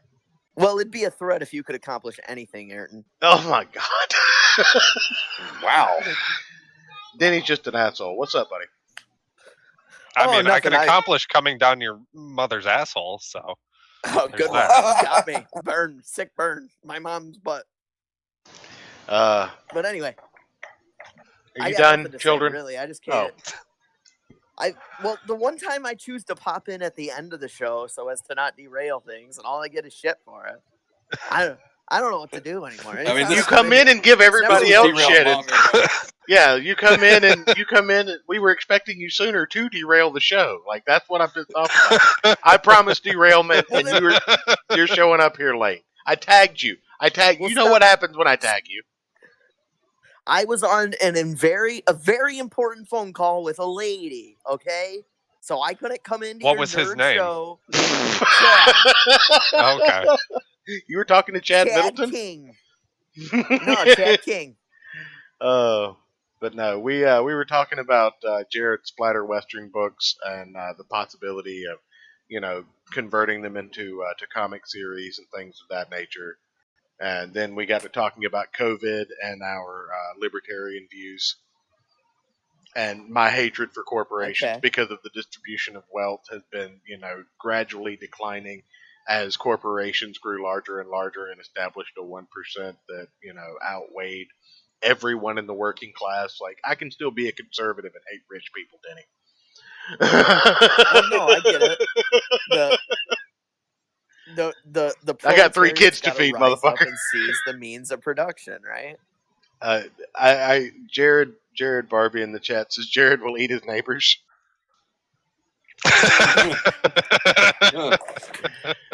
Well, somebody asked earlier, will Jared eat his neighbors? And Jared will definitely eat his neighbors if it comes down to that. Okay, all right. So you saw the Alex Jones I clip. will eat my neighbor's ass. My little girls aren't going hungry. They ain't going I will hungry. cook your ass up so fast. I got dogs to feed. Ayrton, go ahead and play it. You know what to play. I do not like my neighbors, so I would Which one am I definitely- playing? The Alex Jones. Get Alex Jones on the line. Oh, okay. All right, Alex Jones. Yeah, he occasionally calls in as well. Alex, With are the you special toothpaste? Well, he Alex, Super anytime Male you're Vitality ready. is a sponsor. I don't like them putting chemicals in the water that turn the friggin' frogs gay. Thank you, Alex. Good Neither chat. do I, Alex. Yes, I mean, that's terrible. Alex has got a point. Okay, so you wanted me to come in and derail. I got some derailing information, actually. Okay. Now that All I'm right. thinking about it. All right. First of all, did you know Alex Jones was not? I mean, people like to point to that gay frogs thing. He was not wrong about Oh, that. They no, were putting no. chemicals in the frogs gay. Or chemicals Yeah, in the they were water putting that in the made frogs gay. Yes, they were. Absolutely. Technically, it made him transgender, so he was wrong. I think Well, they they were sort weren't- of bi, you know. They weren't fucking. They weren't making tadpoles. No, I think you're confused, Ayrton. It was transgender porn they found on Alex Jones's phone. Oh, Which was a virus. It was planted there by the globalists. Or I Joe gotta watch the Rogan, tranny porn to make sure George Soros isn't making it more degenerate. or it Yeah. But could have been. I had another. Oh, go ahead. I was gonna say, I had another derailing little factoid. So I've been big on Gordon Ramsay's Kitchen Nightmares lately. I've been rewatching it because I love Okay. that show. I love, All right. I love watching him call people donkeys to their faces. Right. Yes. Did you know that only 11 out of the 83 restaurants he visited remained open? Oh, probably. Yeah. Like you can't fix stupid. You can give them all the new equipment in the That's world, just- but you can't fix stupid. That's just over 13% success rate for Gordon Ramsay's Kitchen Nightmares, which really like kind of Oh no, Gordon Ramsay's makes Kitchen it upsetting Nightmares to me. with a fantastic success. The restaurants he yeah, went to no, in those. He got rich off yeah. of That's right. The restaurants Well, he like, went one to dude- that failed. But one of the most interesting things is, so there's this one restaurant where Gordon Ramsay, it was in New York, I believe. Where's the Hudson River? New York? Yeah. Yes, Danny. Okay, good. I'm drunk. Shut up, Ayrton. And Gordon Ramsay was like, okay, listen to me. You've got a great restaurant here, but you're letting it float down into the Hudson River, right? You understand me?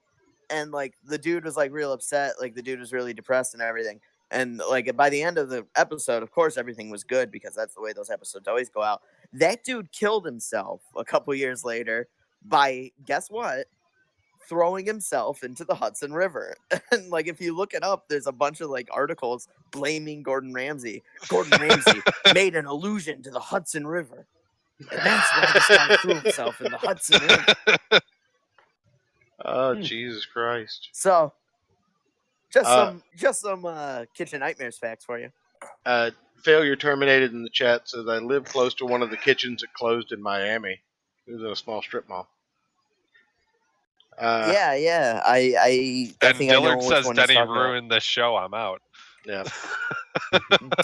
Dillard is never nice. I worked so hard for Dillard's respect. He hates me. Later, I Dillard. get nothing. We'll see you next time, buddy. Go to bed. We know you were Dillard- leaving before. Dillard, Don't lie. Dillard, learn to love me, Dillard. He's Jump on gonna- the Denny train. He's gonna hate you more now, but that's okay. But no, I don't know, man. This whole COVID thing, like, it's ridiculous. But I've been, Mr. Medicare is an internet personality that I've been following for a very long time. And The Happening. what? Well, I mean, Medicare is calling this a happening. Oh, Are you yeah, following yeah. The Happening. Yeah, I've been following him for a long time, and in January he started talking about this, and I started following it religiously as he was, and I was telling people around here, I was like, "This is going to be a big deal. You might want to make sure you're prepared for anything. Make sure you have bullets. Make sure you have food. Probably get some supplies and whatnot." Make sure you got them bullets, folks, in case Where gonna do- murder people. Right. Or hunt. And that's serious shit here in Texas. I mean, the ammo sales have like Oh yeah, fucking went up 1,000. oh yeah, absolutely. You have to have bullets. No, I mean, Just some people that are more avid listeners that have followed my appearances on the Kill Stream might be aware. I make holsters for a living. That's my job. My shot about murdering people wasn't against guns. It was more. I mean, I don't feel like the time to prepare for full out Mad Max apocalypse is just after a few coughs. I wasn't Right. stockpiling my ammo. I mean, yeah, blame murder. I've been stockpiling my ammo since I was old enough to buy guns. Well, so what, for like a couple months now? Oh, Jesus Christ. Aren't I older than you? Yes. Me? Aren't you the one person that I'm older than who comes on the I don't show? know. How old are you? 28. 29. Oh. Yeah, you're older than me. You're older than me. All right. You Then. get it. So Puppy. respect your elders, goddammit. Hey, Ayrton, if you're so much older than me, why am I so much smarter than you? Is smarter the word you're looking for? Yes. Children. Are you sure about that? Children. We'll schedule a blood Do sport you want for me to you mail you a dictionary, Denny? I will. You know, Church, you keep promising me you keep promising me you'll schedule some blood sports, and it doesn't happen. You're the Every guy time I that come on schedules here, I start to shows. Take shots at Ayrton. You're the guy that schedules shows, Ayrton. Or Denny. You're supposed to get me on that Google Calendar, by the way. We tried to set up Google Calendar. Still Yeah, not working. You're not on Still that? not working on my end. It didn't work for him, but we'll figure it out. I'll re-invite him or whatever. Oh, But okay. anyway, no, I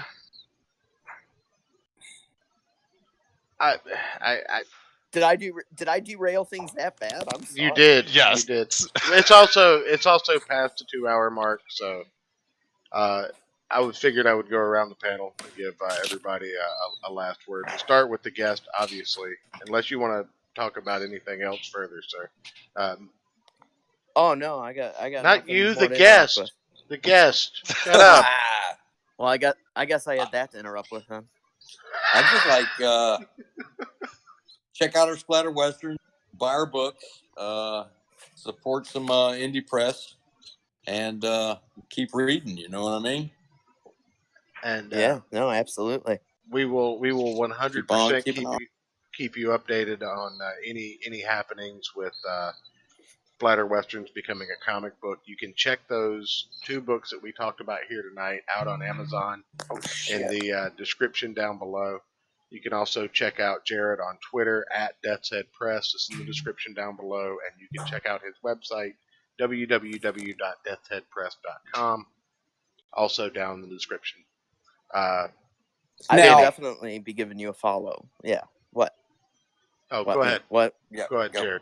You were Oh, saying something? Yeah. I was going to say our website is woefully not updated. It's being taken care of right now. So yeah, I'm at Death's Head Press on Twitter. I'm on Facebook. I'm open to all comers. I don't. I follow back, and I don't kick out friends. You know what I mean? I'm not one of those highfalutin guys. You know what I mean? Hey, good Oh, callback. yeah, Vito. Good callback. I like it. Boom. So anyway, I appreciate you guys having me on. Hey, we look It's, forward to it's having you been again, cool. buddy. Denny, go All right, ahead. man. Oh yeah, no, definitely go follow. What is it? Death's Head Press. Yep. On Twitter. I know I'm gonna be giving him a follow. Yeah. Support indie creators. I don't know. I wasn't in on the most of the show, so support independent creators. Support Comicsgate. Support people out there trying to make good comics in a time when they're most needed. And novels. Damn. Definitely. Yeah. Um, Comics, novels, anything. Art. Ayrton? Yeah, anything you want to create, support the people that are making it right now. Ayrton, you got anything to close us out with? Denny, you ignorant slut. Good night, everybody. Oh, Ayrton, That's all the time we have Saturday tonight, Night folks. you, me, Blood Sports, next Join us. Saturday. Scheduling it as soon as I get the calendar up and running.